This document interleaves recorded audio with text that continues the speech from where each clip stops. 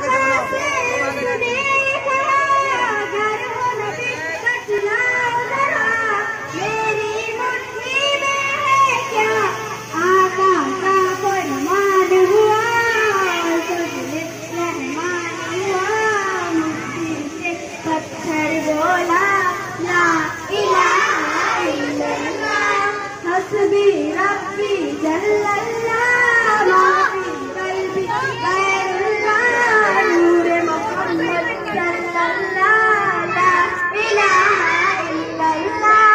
अपनी बहन से बोले उमर, ये तो बता क्या करती थी, मेरे आने से पहले क्या छुपके पढ़ती थी।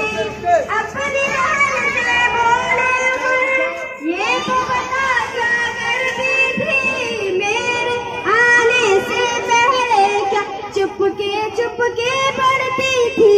बहन ने जब कुरान पढ़ा, सुन के कलाम पाके खुदा, दिल ये उमर का बोल उठा ला इलाहा इल्लल्लाह, हस्बी रब्बी जल्लल्लाह, माफी कल्बी गैरुल्लाह, नूरे मोहम्मद सल्लल्लाह, ला इलाहा इल्लल्लाह।